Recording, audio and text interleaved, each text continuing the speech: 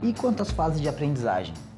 Eu dentro do meu método, eu passo bastante exercício de mentalização, de visualização, meditação. Só que a parte mental, ela não é tão nítida, o resultado não é tão nítido quanto a parte técnica. A parte técnica, eu mexo um pouquinho no ângulo da minha raquete e já consigo ver um resultado ali. Na parte mental, não. Eu faço a meditação, eu faço as visualizações, mas não necessariamente isso vai ter um resultado prático. Você está desenvolvendo a sua mente.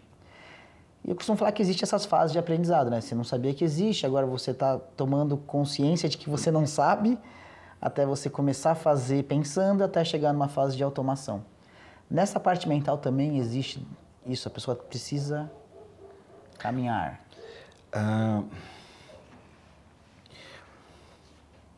Sempre que a gente diz assim, eu criei um hábito, então nós temos dois neurônios que se encontraram e criaram uma experiência. E eles continuam percorrendo essa experiência, fazendo essa experiência. Então, por exemplo, se você pensar o tímido, ele experimenta, ele tem uma experiência de timidez e aí essa experiência ela vai continuar sendo fortalecida, reforçada, reforçada, reforçada. Então, no momento em que eu digo para essa pessoa, vamos trabalhar essa timidez, né? Aí ele vai vir um grande medo. Não da timidez, mas de deixar de ser tímido. Tá. Porque, neurologicamente, ela construiu uma rede de significados, de interpretações, todas elas que vão fortalecer aquele caminho no cérebro. Então, o que ela precisa? Trabalhar a sensação de desconforto. Então, na hora que, você imagina, você fala assim, hoje a gente vai fazer uma coisa diferente. Hoje eu vou reunir vários outros jogadores, né, com menos idade, de uma categoria menor do que a sua, e você vai contar para eles exatamente o que é ser um jogador extraordinário. Como assim? Né? Porque, por um momento, é conduzir a pessoa a experimentar o desconforto, de estar lidando com aquilo que ela menos, não é mais teme, o que ela menos se permitiu fazer. Então, por isso que faz uma vez, visualiza, faz essa visualização criativa, faz uma vez, faz duas vezes. Agora, intensifica o sentimento. Intensifica ainda mais os detalhes. Então, de forma que cada vez mais ela vai tendo domínio. Mas o domínio não significa que ela fez, significa que ela foi criando novas conexões, novas sinapses. Então, assim, qual é o desafio existencial de um atleta? É que tudo que foi construído, ele não é destruído. Isso não tem como a gente descriar, né, descriar todas aquelas conexões que a gente fazia lá. Então, o tímido vai continuar existindo. Então, em algum momento, né, então, tá lá em Roland Garros, né, ganhou, né, a final. Aí vem o tímido, né? Se permita ser tímido nessa hora. Mas assim, é compreender que se eu ficar preso demais, né, as experiências que são confortáveis para mim, as conhecidas, confortáveis às vezes é muito relativo, né? Porque assim, tímido, dizer que tímido é confortável, não, é conhecido. É confortável porque você conhece essa experiência. Da mesma forma, se você disser, eu vou trabalhando a extroversão e vou trabalhando a extroversão, chega uma hora que eu também me sinto muito confortável com isso. Então por isso que é cada vez mais ampliar, exercitar e consolidar novas conexões, novas sinapses. Muito bom, muito bom. Nos seus treinamentos, um dos momentos mais marcantes para mim é que você sobe numa escada. E aí eu vou deixar o pessoal curioso para ver sua palestra. Por favor. E ali você fala, e eu falo bastante sobre isso num dos módulos do meu método, que é a importância do ambiente, de pessoas. Como é isso? No esporte isso é muito claro, da importância de você ter boas pessoas ao seu lado, mas como é que isso funciona realmente na prática? E quando o ambiente tóxico, o tóxico talvez esteja exagerando, mas o fator limitante está dentro de casa, pai, mãe, família. É tóxico próprio, acho que a gente pode tentar enfeitar um pouquinho, mas é importante que às vezes esse trabalho ele possa ser ampliado para a família também. Por quê? Porque às vezes a expectativa, né? Então um pai e uma mãe vê o filho, vê o talento no filho e aí começa a ansiedade por ver esse talento né, se manifestar e produzir resultados. Então, esse nível de expectativa pode se tornar extremamente danosa para o processo de desenvolvimento. Então, é muito importante que aconteça uma coisa que eu costumo, que é exatamente isso. Eu pego uma escada e bem alta e aí eu digo assim, aí eu fecho ela e aí eu digo, a primeira coisa que nós temos hoje é um cenário que é o seguinte, a nossa escada não abre e não tem parede para a gente apoiar. E aí eu pergunto, se você tivesse que subir lá em cima, o que é que você precisa?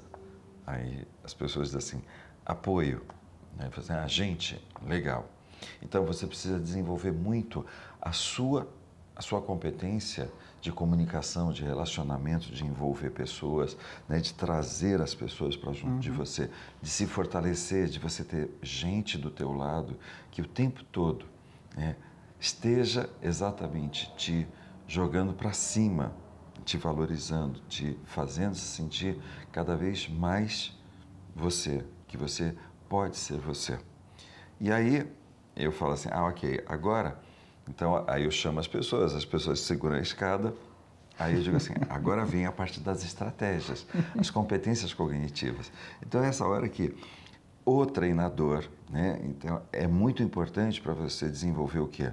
As estratégias, conhecimento, desenvolver essa visão estratégica, de abrir os seus horizontes, possibilidades. Aí eu falo assim, bom, eu vou subir por um lado, fazer um pole dance lá em cima e desço pelo outro lado da escada. Ele é louco, ele faz isso mesmo.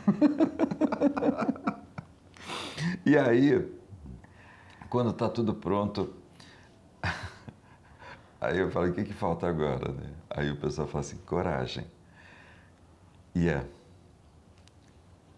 ninguém vai te colocar no topo da escada. Se você não acreditar, se você não estiver confiando, se você não se sentir merecedor de estar lá no topo, você não vai dar o passo, você não vai subir. E quando você não subir, você vai perceber que a última competência, a competência produtiva, você não vai fazer o que precisa ser feito. Então, para você subir, você precisa desenvolver uma competência pessoal. Com toda certeza, esse cara pode te ajudar um monte, né? A desenvolver exatamente isso, é assim, a acreditar, a ter uma confiança inabalável em você mesmo. E isso faz toda a diferença, né? Então, por isso que, assim, a metáfora é, nós sabemos exatamente onde está o resultado na nossa escada, só que ela não abre, ela não tem parede. Assim, se fortaleça, traga a gente e sobe, chega lá no topo e vai pegando cada vez escadas mais altas, mais altas. Muito, muito bom, muito bom. Um assunto meio polêmico agora, que o Brasil ele passa, na verdade, sempre passou por uma dificuldade de transição juvenil profissional. E se você for em clubes, academias, enfim, você não vai ver também um preparo, um suporte emocional para esses jovens fazerem essa transição. Você acha que falta mais fome, falta mais desejo, falta mais preparo, principalmente para aquele atleta que tem uma condição financeira, que infelizmente no Brasil hoje os atletas que despontam, eles precisam de uma condição financeira porque o esporte a maioria das vezes é caro para você participar e tudo mais. Você acha que falta essa fome? E você acha que o brasileiro também, já fazendo duas em uma, ele sofre o estigma de ter que ser o novo Guga, de ter que ser o Senna, nas minhas palestras tem gente que sempre pergunta, e o Belucci? E o Barrichello? Você acha que esses caras, eles faltou preparo mental para eles? O ponto é que a transição, ela se a gente pegar a trajetória acadêmica de uma pessoa, você vai ver que parece que ela vai indo até o ensino médio, né, terceirão, tá, na boa, tá. Aí chega um momento que ela diz assim, agora é para valer. Agora vem Não, tem que decidir. um processo seletivo, você tem que decidir. Pô, agora você tem que ser profissional. Pô, agora você vai ter que tomar conta, assim, de uma carreira. Ah, você vai ter que tomar conta de uma trajetória. Nesse momento, muita gente vai fazer opções muito mais fáceis. Isso é, onde elas não vão ser exigidas, onde elas vão poder ser muito ordinárias e não extraordinárias. Então, a diferença, muitas vezes, é que quando você está ali, infantil, juvenil, júnior, tal, e aí você começa a perceber que o nível de pressão começa a aumentar. Então, quando a gente vai olhando assim, o nível de pressão, significa que, nesse momento, é mais ou menos no processo, o que eu brinco com o processo seletivo de faculdade, né? O nosso antigo vestibular. Quando a gente fala assim, tem 100 vagas, assim, tem 100 pessoas para cada vaga. Aí você olha e você fala assim, bom, é o seguinte, 60 delas vai perder para o medo delas. Então, são 40. Né? Dessas 40, pelo menos 30 vão estar despreparados. Vai sobrar 10. Então, agora, você tem que competir verdadeiramente com 10. Agora, você efetivamente tem que trabalhar duro, muito duro, para ser exatamente o número 1 entre 10. Por isso que o processo seletivo, se a gente olhar e falar assim, nossa, no Brasil, quantos garotos começaram a jogar tênis, né? E aí vai começar uma coisa que, assim, o momento em que eles já não conseguem mais lidar com a pressão interna, esse momento que eles já estão tão saturados de se autodetonar, que no momento em que for para, bom, vamos disputar agora um título profissional, praticamente ele já não tem mais estrutura emocional para suportar esse... Então, a gente brinca, né, que é muito gostoso quando você vai vendo os campeonatos juvenis, né? Porque aí tem um lance que aí o pessoal se encontra, aí já começa a fazer turismo, porque tem uma tenista que mora lá em Recife, aí eu vou para lá, não sei o quê, aí a gente vai sair. Então, ainda tem uma coisa muito inocente, um lado assim muito vibrante do jovem. Quando vai aproximando um momento de definição, agora parece que isso não dá mais, né? agora já não dá para brincar. Agora é isso, você é isso, você é isso. E aí, às vezes, as pessoas se surpreendem com um Djokovic que você fala, vai para uma entrevista e gente, galera, tá na boa, tá. E aí você fala assim, gente, como pode? Né? Não pode, isso não pode. Quer dizer, pode. Agora, novamente, às vezes dá certo porque o entorno, as pessoas ao redor desse jovem fortaleceu ele. Entendi. Foi assim, não foi nem o ambiente do clube, não foi nem o treinador, não foi, não, assim, foi o núcleo familiar que fez com que ele se fortalecesse, né? O processo de compreensão, o processo de acolhimento, o processo de ajudar a vislumbrar o resultado que ele desejava, né? De fazer com que ele desenvolvesse essa confiança. Ok. Aí você fala, nossa, deu certo. Né? Então, não é? É que isso, teoricamente, a família, a comunidade, ela poderia estar oferecendo isso para a gente, se ela não fosse tão desequilibrada. Né? Então, aí o que faz com que muitos atletas, muitos jovens, precisem de profissionais como você, né? Que faça exatamente o quê? Um processo de estruturação, um processo de acolhimento, de amparo, muitas vezes. Sim, Né? sim. Que, assim, é fazer com que eles se sintam amparados, é fazer com que essa pressão interna diminua para que ele possa lidar com a pressão externa. Então, isso acontece de monte no tênis. E é incrível, né? Porque as pessoas falam assim, puta, mas no futebol isso também acontece. Acontece numa intensidade infinitamente maior do que no tênis, pela quantidade de jovens Sim, que sim. são revelados todos os anos. E aí eu digo, tem muitos Pelés que poderiam ter se tornado efetivamente grandes jogadores, mas esse garoto que poderia ter sido um novo Pelé, ele foi detonado. Ele foi detonado e ele não conseguiu segurar essa onda. Então, é quando esse jovem ele passa o tempo todo tendo que ser um personagem, tendo que ser um personagem. Então é gostoso quando você vê que, né, muitos atletas que realmente estão aí sendo referência, acima de todos eles são eles. Sim. Aproveitando e fazendo uma provocação, e o Neymar? Você acha que faltou para ele esse preparo? Você acha que falta alguém hoje? Você tem o seu livro, né, O Poder do Carisma, que eu acho que falta um pouco para ele. Eu acho que, assim, eu acho que as pessoas têm sido muito duras com o Neymar. Às vezes eu costumo dizer, né, que assim, eu estava dando uma entrevista e aí eu estava falando isso, né? Se a pessoa que está detonando o Neymar se colocasse por um minuto no lugar do Neymar, né, ele compreenderia do quanto injusto essas críticas foram.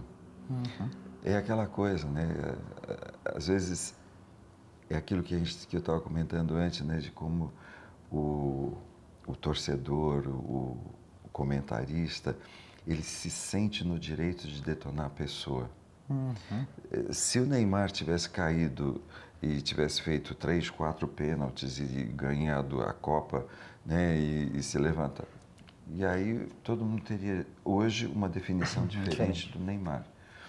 Mas o Neymar continuaria sendo exatamente esse jovem que tem os seus erros, seus acertos, uma pessoa normal. Esse é o ponto, né? Assim, quantas pessoas conseguiriam sair de uma cirurgia, um pós-operatório, um trabalho de recuperação e fazer essa transição e entrar para disputar o maior evento da Terra? E aí você olha e você fala assim, e é incrível, né? E aí você vai olhando que os comentaristas detonaram, mas os jogadores defenderam o Neymar. Porque sabe, né? Porque sabe exatamente. E aí quando a gente olha, você fala assim, né? É incrível, né? Eu admiro muito o Neymar pela capacidade de suportar tantas coisas insuportáveis. Né? Às vezes você fala assim, gente, quanta besteira as pessoas se permitem falar, né? Eu lembro que ele mal tinha chego no Paris Saint-Germain, aí ele teve um problema, Neymar já está saindo do Paris Saint-Germain, e aí já está dentro. Quer dizer, então, são coisas muito... É um nível de pressão. Então, por isso, quando você vê uma pessoa realmente extraordinária, é alguém que não coloca uma pressão interna, ela não aumenta a pressão interna. Lá dentro fica a paz, o equilíbrio, a compreensão para que eu possa lidar com essas pressões malucas que estão lá fora. Você acha que tem um pouco assim, eu fiz um vídeo que foi meio polêmico sobre isso, falando assim, que é mais fácil denegrir do que construir, né? Então é mais fácil eu, na minha mediocridade, falar que o cara que está lá em cima não presta para ele descer do que eu trabalhar para subir, né? Os chineses têm um ditado para isso que é maravilhoso. E tem pelo menos 2000 anos. É mais fácil ser vidraça, ou é mais fácil ser tijolo do que ser vidraça. Né? É muito fácil você pegar o tijolo e arrebentar uma vidraça. O duro é você ficar em exposição. Né? Você escolher estar em evidência. Você escolher se mostrar para o mundo quem você é e para o que você veio. E eu acho que isso para o jovem que está querendo, né, almejando ser atleta, eu acho que isso é fundamental, ter essa força. De que vão te criticar, vão falar de você, porque é mais fácil falar do que ser você. Então você vai ter que lidar com isso. É incrível, né? A gente falou do Belucci. Putz, quando a gente olha, né, você fala, parece que o cara faz 10 coisas incríveis e deixa de fazer uma. E aí o pessoal vai detoná-lo por essa coisa que não fez. Então, assim, eu diria assim, poderíamos fortalecer, ok, sim, mas é muito importante que a gente possa sempre partir de uma coisa, né, do valor e da qualidade do ser humano, para que a gente possa fortalecer exatamente o ser humano, para que esse homem, essa mulher forte possa exercer o seu talento. Então, por isso que eu admiro também o Cristiano Ronaldo, que aí você olha e você fala o poder da determinação. Então você vê que ele mentalmente é uma pessoa muito forte, é uma pessoa que já passou por muitas situações difíceis, duras e, ao mesmo tempo, você vai ver que é uma pessoa que se entregou de corpo, alma, para ser quem ele é. Isso é, o atleta, ele treina a exaustão. E o Cristiano Ronaldo me faz lembrar o Pelé. O Pelé era o cara que treinava mais do que todos os outros. Né? Eu passava pela Vila Belmiro e ficava olhando o treino, e o Pelé ficava sempre treinando mais, ou ele ficava treinando falta, uma jogada, um drible. E aí, na minha cabecinha, eu dizia assim, para quê? O Pelé já é o Pelé. E quando eu vi o Pelé fazendo a jogada que ele tinha treinado, aí eu dizia assim, não, ele é o Pelé porque ele escolheu ser o Pelé. Eu costumo falar assim, quando eu fiz uma maratona, né, terminei a maratona, e aí postei a foto, eu terminei com a minha filha no colo, é um momento marcante na minha vida. Foi a minha vitória. Mas aquela foto, ela é a mais comentada, talvez, que eu tenho. Mas ninguém viu eu acordando 5 da manhã para ir treinar, né? Acho que é essa relação, né? Tipo, ninguém vai ver você lá. E aí que acho que é a grande vitória, né? Do cara que entende isso. De que a maior vitória vai ser no momento que não tem ninguém olhando. Exato. E ali você vai se destacar.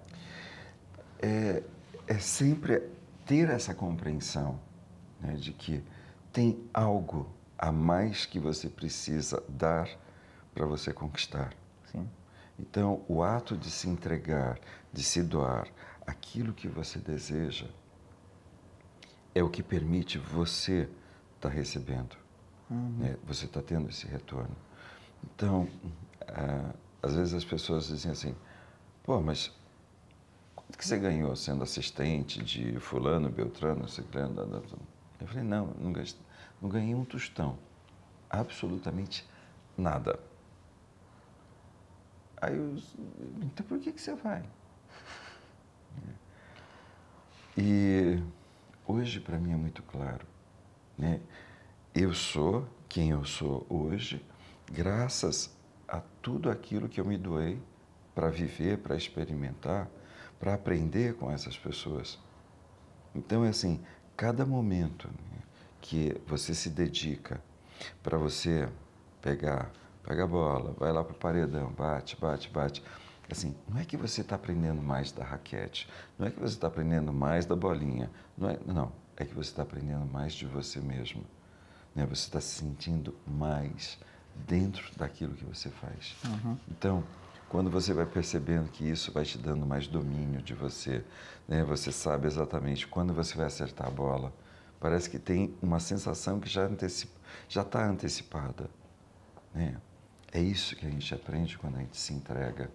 Então, para a gente chegar nos 42, nos 600, se já está, né? 42 quilômetros, 700 andadas de uma maratona, aí você fala, é que precisou ter feito pelo menos 10 quilômetros todos os dias, né? É uma entrega, uma dedicação para você conhecer o teu corpo dentro desse ritmo, como você pode ir além desse limite.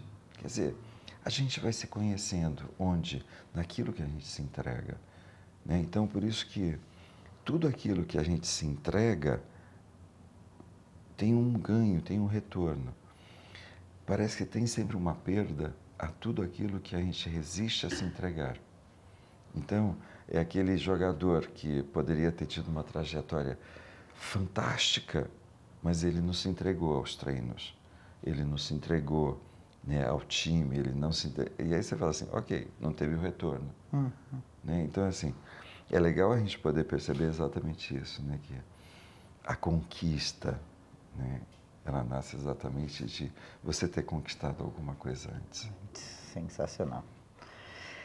Du, o seu livro O Poder do Carisma, este livro, você fala o quanto isso a gente consegue desenvolver, né, o carisma, e quanto isso vai trazer mais resultado para a nossa vida.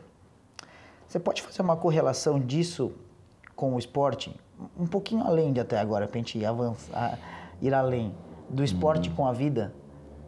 Porque muita gente às vezes acha que o esporte é só esporte, é só meu hobby, ele não é tão importante. Que você consegue fazer essa correlação?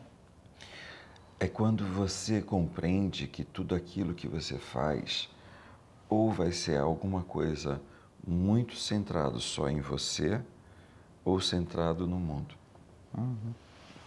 Você pode fazer tudo focado só no teu benefício ou no teu benefício e no benefício maior. Carisma, o significado é exatamente servir, né? E aí você vai ver que caris também vem das deusas gregas, que eram as deusas das graças, né? A beleza, a harmonia, o equilíbrio. E aí você olha e você fala assim, e todas as pessoas, quando elas escolhem, né, se doar, se servir, servir a algo, a alguém, elas começam a desenvolver uma vida cheia de graça. Aí você fala, como assim? Quando você pega, por exemplo, um Pelé, você fala, pô, o cara é carismático, né? Por quê? Porque, de repente, ele aparecia tocando violão, ele ia fazer uma visita no hospital, aí ele aparecia no programa, aí aqui você fala, pô, é um jeito, ok. Mas quando ele entrava em campo, ele sabia como traduzir um jogo em um sentimento de realização para o torcedor. Então era aquele momento que ele sabia exatamente que aquilo que ele fazia gerava um benefício, um sentimento muito positivo para muita gente. Aí você pega assim, você fala, então, ok, Papa Francisco. Aí você pega o Papa Francisco e você fala assim, cara, né, tem umas horas que ele sai, vai para um hospital de crianças, de idosos, e de repente ele senta na mesa com um monte de presidentes. Aí você fala, uau. Aí depois você pega um Mandela. Para quem assistiu Invictus, vai compreender a trajetória do que ele fez com o rugby em termos de desenvolver o carisma. Isso é, não era um jogo hermético, não era um jogo para uma minoria.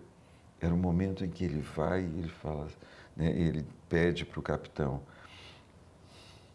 que eles representem a África do Sul, que eles sejam a África do Sul. E é esse momento que eles vão, interagem nas comunidades, nas favelas, nos guetos. E aí, de repente, você começa a perceber que cada jogador começou a ter um compromisso não só de ganhar uma partida, mas de servir a um bem maior, a um país, uma comunidade. Então, A família, né? Pode ser a família, pode... Isso. O núcleo pode ser o país, pode ser a família, pode ser o bairro. Isso. Mas Então, que tem essa relevância. Quando você vai percebendo exatamente que tem um sentido, tem um significado maior. Então, aí é essa hora que você diz assim, nossa, que pessoa, né, brilhante. O jovem francês Mbappé, né? Mbappé. Aí você fala, toda a premiação vai para um hospital, né? Você fala, sabe? Aí você diz o quê? Né? É exatamente um hospital do bairro, do quarteirão, do bairro, né, que ele viveu, cresceu, e aí ele diz, eu quero devolver algo para vocês. Né? Então, aí assim, a gente vai percebendo que esse sentimento de deixar a vida com graça, não é uma vida sem graça. Isso é brilhante, né? Então, por isso que é legal quando a gente olha para a pessoa e você vê que ela tem graça, né? Ela está leve, ela está vibrante, ela está para cima, ela está vibrando, está viva. E quando você vê uma pessoa sem graça, né? Ela está fechada, ensimesmada, né? Parece que não tem sentido aquilo que ela faz. Então, o carisma é exatamente isso, né? Por um momento ter um domínio de si mesmo, mas a capacidade de você tocar, dar sentido e significado a outras pessoas com aquilo que você faz. E aí, isso é fantástico. Sensacional. A última, pra gente ir já chegando aí, que eu sabia que isso ia ser uma aula, né? Não só uma entrevista. Eu gosto muito de frases, né? E uma das que me marca é o homem se torna aquilo que acredita ser. E tem uma do Walt Disney que eu gosto muito, é que se você pode sonhar, você pode realizar. E eu estou me realizando hoje aqui, conversando com você, e estar hoje, vivendo hoje, ser especialista em alta performance esportiva é um sonho, mas foi isso emergiu mais quando você me disse uma frase num dos treinamentos, que agora já não lembro mais qual deles, já foram tantos, que é... Você me perguntou assim, Dani, você morreria pela sua filha? Eu estranhei a pergunta no momento, falei assim, sim, com certeza. Aí você falou assim, é por isso que você vai viver por ela. Que aí, como disse Martin Luther King, né, se você não descobriu pelo que você morreria, você não descobriu pelo que viver. E aquilo foi muito marcante porque aquilo me deu um propósito de vida. O que você pode deixar essa mensagem aí da importância do propósito para esportistas, para as pessoas agora em geral? É muito importante que a gente tenha sempre presente que às vezes as pessoas dizem assim, mas propósito, o que é propósito? É quando você, por um momento, né, se projeta no tempo e aí você chega no último dia da sua vida e aí dá uma olhadinha para trás e aí você olha para ela e diz assim, essa era a vida que eu queria ter deixado. Era exatamente esses resultados que eu queria ter deixado para todas as pessoas que vão vir depois. Eu costumo dizer que meu propósito é muito simples. Eu quero deixar o mundo melhor do que eu peguei. Por isso que eu trabalho com pessoas, com a educação, empresas, esporte, assim, porque para deixar melhor. Então, esse compromisso qual é o resultado que te deixaria muito satisfeito em saber que quando você partir, todas as pessoas vão dizer assim, uau, que genial que essa pessoa tenha existido, porque ela deixou uma luz gigantesca para que todos possam seguir nessa direção. O bem maior que você escolhe deixar para todas as pessoas que vão vir depois de você. Com toda certeza, essa luz vai nascer no momento em que você parar de brigar com você, no momento que você se aceita, que se ama, se dá o devido valor, confia, sem a menor restrição e, principalmente, faz o que precisa ser feito para que você viva os resultados e deixe como legado para todas as pessoas que vão vir depois de você. E aí, naturalmente, Incrível. isso vai acontecer. Pessoal, quem quiser saber mais sobre esse fenômeno, meu mestre, site edushin.com.br, Shin é S-H-I-N, ou pelo Instituto, no Instituto Eduardo Chiniachi, que é institutoedushin.com.br. Lá você vai ver o treinamento Power Professional, se você quiser se tornar um profissional poderoso, empoderado, formação em coaching. Hoje eu tenho a satisfação de fazer parte da equipe de staff desse treinamento, ele é incrível. Tem o Namastê, que eu falo que é um treinamento obrigatório de vida, de autoconhecimento, é uma imersão de autoconsciência, que é fenomenal. Tem o Inner Vision, e esse cara tem... Se você é dono de empresa, de clube, de academia, também faz palestras, garanto que a sua empresa vai ser uma antes do Edu e outra depois do Edu, que ele faz chover, tá? Queria também deixar um presente para você que está assistindo. Eu vou fazer um sorteio, tá? Oba! Dos 4 livros, vai ser um combo, então assim, você vai receber a coletânea dos 4 livros do Edu. A Vida é um Milagre, Transforme Sonhos em Vida, Viva Como Você Quer Viver, e o mais recente, né, O Poder do Carisma. O Transforme Seus Sonhos em Vida, para mim, Edu, eu não sei se foi porque foi o primeiro que eu li, mas é absurdamente impressionante. Você tem algum Delícia. que você tenha... Olha, eu costumo sempre dizer que, como filhos, eu amo todos. Eu vou deixar aqui embaixo na descrição, tá? O contato do Edu também, para quem quiser contactá-lo. E como vai funcionar o sorteio, vai ser pelas redes sociais. Eu vou deixar aqui embaixo na descrição. E eu vou fazer um negócio que eu gosto, que é... Sabe aquele negócio do show acaba e o cara volta para fazer? Posso fazer uma última pergunta? Sim. Uma das coisas que você vai encontrar no treinamento do Edu, que eu sempre falo, é que você vai encontrar 4 coisas nos treinamentos dele. Você vai muito conhecimento, muitos insights. Você vai sorrir muito, vai chorar bastante, muitas emoções. E você vai ter uma conexão muito forte, através de abraços. Eu vou terminar com um abraço, mas eu queria que você me falasse um pouco, qual que tem os abraços? Qual que é essa força que o abraço pode proporcionar? Todo momento... quando a gente fala assim, no esporte, quando você está celebrando um momento assim, realmente memorável, tem um abraço. E às vezes é a coisa mais incrível quando você vê que às vezes você fala assim, pode ser machista, pode ser rígido, pode ser... Mas de repente você olha na arquibancada, está todo mundo se abraçando, está todo mundo... Mas é um momento sublime, em que eu não sou melhor do que você, você não é melhor do que eu. Quer dizer, nós somos únicos e nos permitimos celebrar juntos.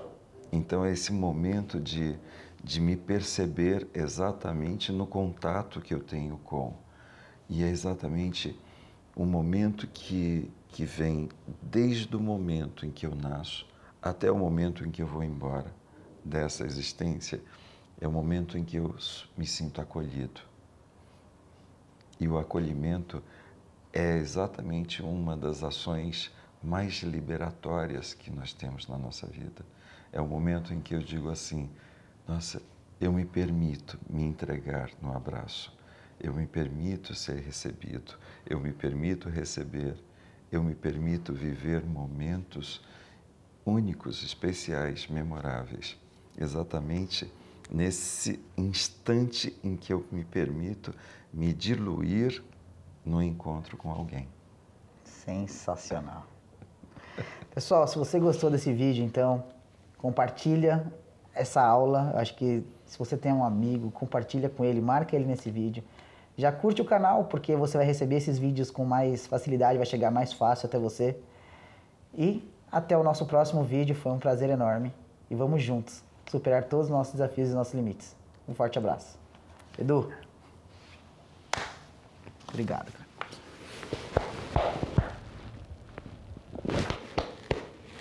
Gratidão. Gratidão. Valeu, Boa. pessoal.